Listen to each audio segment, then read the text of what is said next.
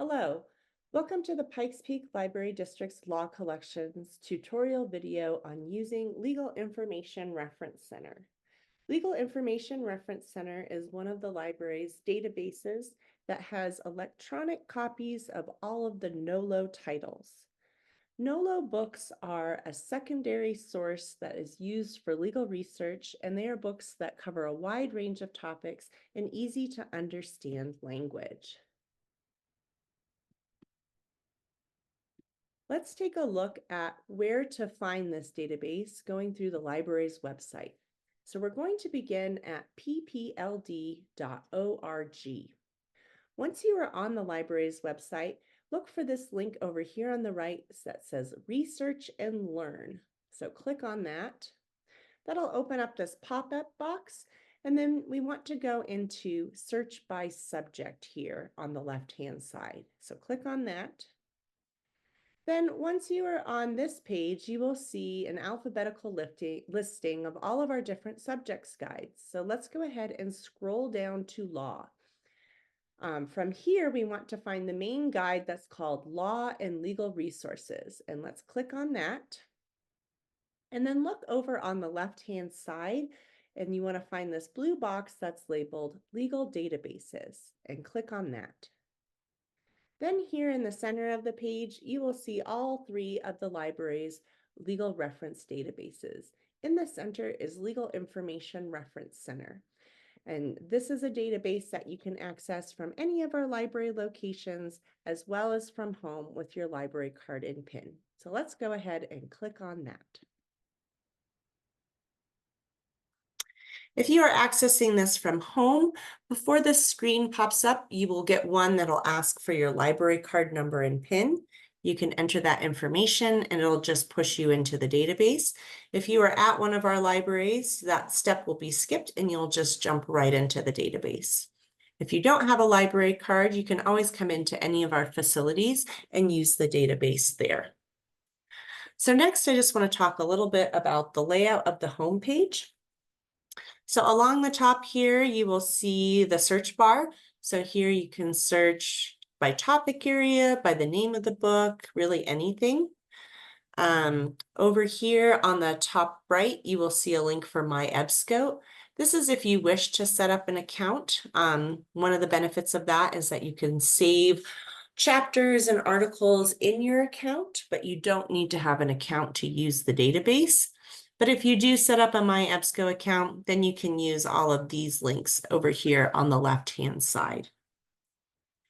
Below the search bar, then there'll be sort of a highlighted resource. This image and what it links to may change from time to time. And then if you scroll down, then you will find all of these different topic areas that you can browse through for information as well. Let's run a search now so you see how that works. I'm just going to start with a broad topic like estate planning.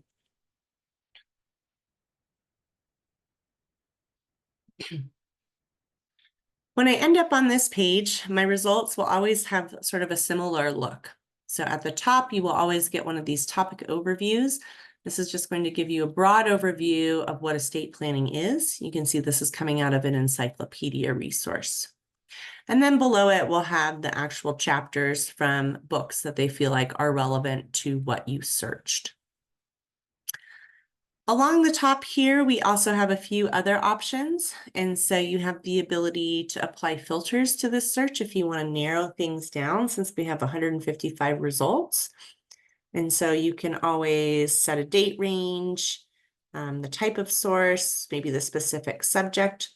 The one I find the most useful in this database is the publication. And so let's go ahead and open that up. And so you see now I'm getting a sense of which books have they pulled chapters out of for my search of estate planning. You can see these top two are specific to California, so maybe you wouldn't want to look at those. Let's say you're mostly just interested in estate planning basics. So then you could check the box and just see only the chapters from that book. And so now I'm only getting chapters out of that estate planning basics. You can also choose a different way to sort your results. Right now it's sorting by relevance, but you can also sort by date if you wish to do that as well. There's also this advanced search option over here, and so you can click into that. This will allow you to add more terms if you wish, as well as change what fields the database is looking for those terms in. So right now it's looking for it in all fields, but you could put in an author's name if you just wanted to look for that, or a specific title. Do note this title would refer to the chapter title. For the book title, you would actually use this source title field instead. I'm going to go back one page to where I was. So I personally find it easiest to do my search, open the filters, and then go into publications to see which publications there are and select from there. Let's take a look though now at how the records and the actual chapters look. And so we have just a little snippet here. It's telling me the title of the chapter. It gives me some of the subjects that are covered.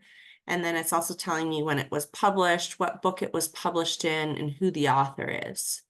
Below that, I could jump right into the PDF if I wanted to. I'm going to take a little more look at the record though, and to do that, I'll just click on the title here. And so now it gives me a few more options. A lot of that same information is here, just a bit more expanded. So the author, what source it's coming out of, those subject headings. From here, I can download, or I could go in to access the PDF.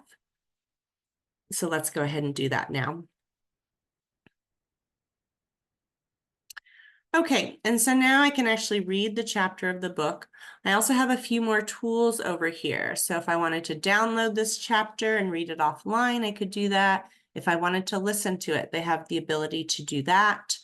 Let's say I wanted to cite this in a paper, that would generate a citation for me, or I want to print it out, that print option is over here. All right, I'm going to go back again. And now I want to go back to the home page. So I'm going to click on the Explora logo here and get out of my search. I'm starting fresh again at the home page. Now that we've run a search and seen how that works, let's go ahead and browse through some of these topics.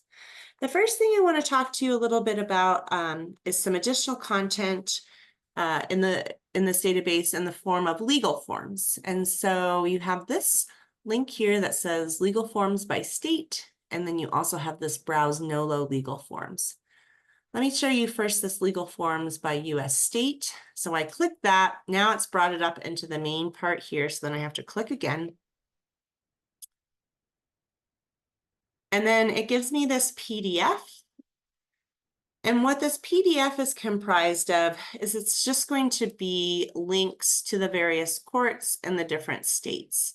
And so it's not actually forms in this database. If I click on this Colorado State Legal Forms, it's going to push me to the website for the Colorado State Judicial Branch and where their forms are located on their website.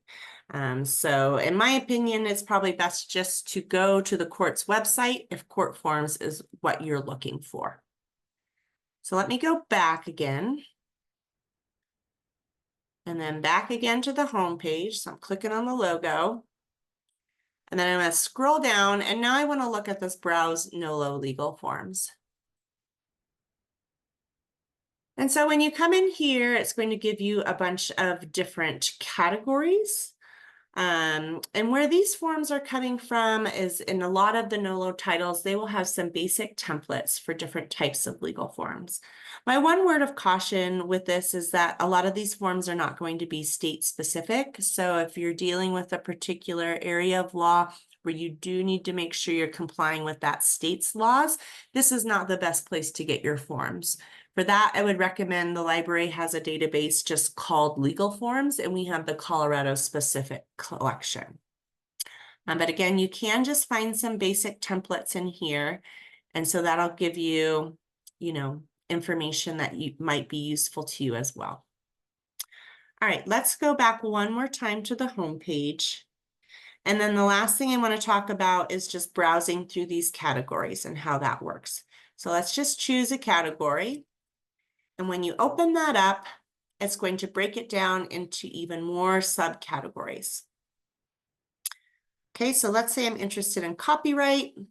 Then it's going to break it down even further for me. And so let's say my question really is about how do I get permission to use a copyrighted work? And then I could click there. And now what it's done here is it's giving me 3 top suggestions. So they feel like these might be the chapters that I would be interested in. But let's say this doesn't really match what my question is about. So then I would want to go ahead and click on View All Results. And now I'm going to get a much longer list. So those top 3 are there again, but let's say, okay, my question really was about photographs. Now I would be able to find the right chapter for what I was looking for. So just remember, if you do use the browse feature and just kind of go in through the categories, then remember that View All Results will help you to get more suggestions than just those top 3. So those are the basic steps of how to use Legal Information Reference Center. If you do have questions, please feel free to ask at the desk. We're always happy to help. But thank you for watching.